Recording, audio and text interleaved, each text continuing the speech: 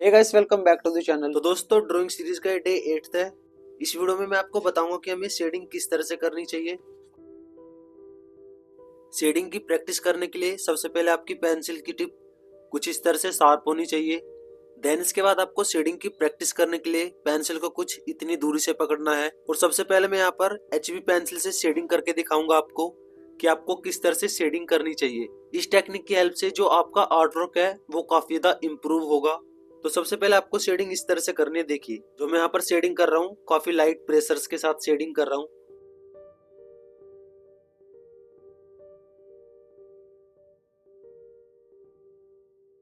और जो स्टार्टिंग का पार्ट होगा ये थोड़ा डार्क होगा। देन इसके बाद जब आप शेडिंग करते रहोगे नीचे की तरफ तो ये सरफेस में ब्लेंड हो जाएगा।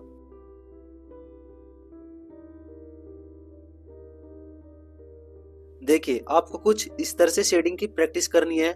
जो मैंने स्टार्टिंग में शेडिंग की थी ये थोड़ी डार्क थी और नीचे की तरफ ये शेडिंग जाते जाते जैसे मैंने ब्लेंड की थी सेम उसी तरह से इस सरफेस में ब्लेंड हो गई है। तो आपको इतने लाइट हैंड के साथ शेडिंग करनी है, ठीक है। आपको इनकी प्रैक्टिस इसी तरह से करनी है।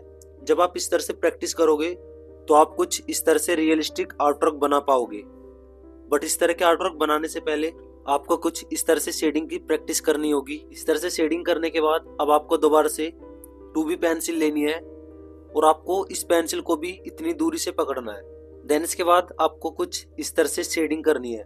जो स्टार्टिंग का ये पार्ट होगा ये थोड़ा डार्क होगा जैसे मैं कर रहा हूँ। और ये डार्क शेडिंग है ना, मैं इसे भी लाइट प्रेशर्स के साथ कर रहा हूँ।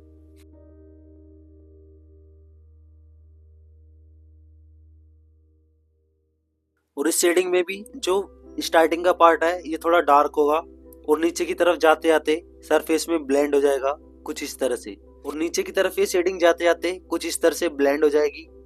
अब सेम इसी तरह से मैं थोड़ी डार्क पेंसिल की ग्रेड्स लूंगा जैसे कि 4B और इस पेंसिल की हेल्प से मैं सेम इसी तरह से शेडिंग करूंगा।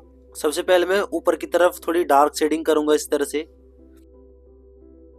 और जो भी आप शेडिंग करोगे वो कुछ इस तरह से सरफेस में ब्लेंड होनी चाहिए।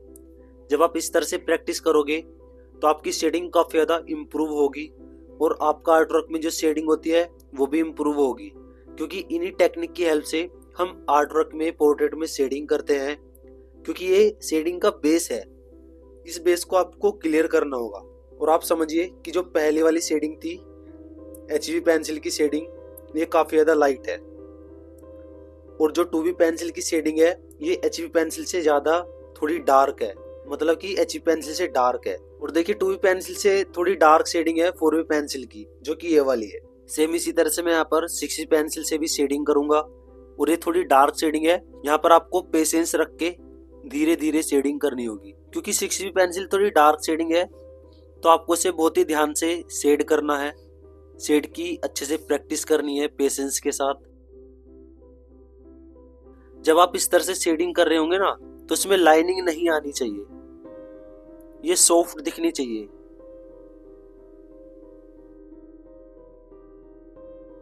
तो देखिए अभी हमने 6B पेंसिल से शेडिंग की है तो ये इन तीनों से थोड़ी डार्क शेडिंग है। और इस तरह से पहले डार्क शेडिंग होगी और नीचे की तरफ ये जाते जाते इस सरफेस में ब्लेंड हो जाएगी। अब हम सेम इसी तरह से 8B पेंसिल से शेडिंग करेंगे और इसकी प्रैक्टिस करेंगे। 8B पेंसिल इन चारों शेडिंग से थोड़ी डार्क शेडिंग होती है तो आपको इसका बहुत ही ध्यान से यूज करना है। क्योंकि अगर आपने एक बार कहीं पे ज्यादा डार्क कर दिया तो वो अच्छे से इरेज भी नहीं होगा। तो आपको इसे पेशेंस रख के तब इसकी शेडिंग का यूज करना है और उसमें ग्रेन्स नहीं आने चाहिए। जितना आप लाइट हैंड के साथ ब्लेंड करोगे ना, इसकी प्रैक्टिस करोगे, उतनी ही आपकी शेडिंग इंप्रूव होगी। तो देखिए 8B पेंसिल से भी आपको कुछ इसी तरह से शेडिंग करनी है और 8B पेंसिल इन चारों शेडिंग से काफी ज्यादा डार्क है। तो हमें जितना हमें डार्क शेडिंग करनी है उतना ही हमें लाइट प्रेशर्स के साथ शेडिंग करनी होगी और उसकी प्रैक्टिस करनी होगी। तो अब मैं आपको लास्ट 10B पेंसिल से शेडिंग करके दिखाता हूँ। ये सबसे ज्यादा डार्क पेंसिल शेडिंग है। तो 10B पेंसिल को भी आपको इतनी दूर से पकड़ना है और इस तरह से लाइट प्रेशर्स के साथ इसे शेड करना है, ठीक है। और 10B पेंसिल काफी ज्यादा सॉफ्ट होती है। जो स्टार्टिंग का पार्ट होगा ये थोड़ा डार्क होगा और नीचे की तरफ ये जाते जाते सरफेस में ब्लेंड हो जाएगा।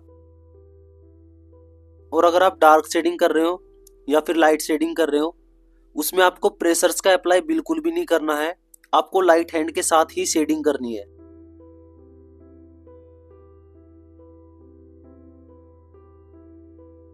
अब देखिए, जैसे मैंने डार्क शेडिंग की है ना, सेम इसी तरह से आपको इन सभी शेडिंग की प्रैक्टिस करनी है।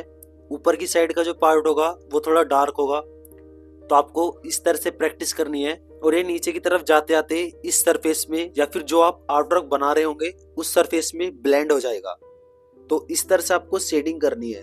आई होप दोस्तों आपको इस वीडियो से काफी कुछ सीखने को मिला होगा। चैनल पर नए तो चैनल सब्सक्राइब कर दीजिए और नोटिफिकेशन बेल को दबा दीजिए, जिससे कि आने वाले नोटिफिकेशन आपको टाइम टू टाइम मिलते रहे। Thanks for watching this video friend. और सारा कुछ मैं एक वीडियो में नहीं सिखा सकता, इसलिए मैंने ये सीरीज बनाई है, जीरो टू हीरो सीरीज। और इससे पहले की वीडियो आप नीचे डिस्क्रिप्शन में से देख सकते हो, वहां पर इसका लिंक है। और आने वाली वीडियोस में मैं आपको काफी कुछ सिखाने वाला हूँ, तो चैनल को जरूर सब्सक्राइब कर लेना, क्योंकि आपकी आर्ट में इम्प्रूव जरूर कराऊंगा अगर आप मन से सीखोगे तो। और अगर आप ऐसे काम चलाओ सीख रहे हो ना, तो मैं कुछ नहीं कर सकता, कोई भी कुछ नहीं कर सकता। अगर आप सच में ही सीखना चाहते हैं तो आपको भी मेहनत करनी होगी, क्योंकि जब टीचर मेहनत करता है ना, तो बच्चे को भी मेहनत करनी पड़ती है। ऐसा नहीं कि बच्चे को कोई मुगली गुट्टी पिला दी वो सीख जाएगा, नहीं भाई, मेहनत खुद से करनी पड़ती है। बस टीचर डायरेक्शन देता है, तरीका बताता है, प्रैक्टिस बच्चे को ही करनी होती है। प्रैक्टिस जो सीख रहा होता है ना, उसी को करनी होती है।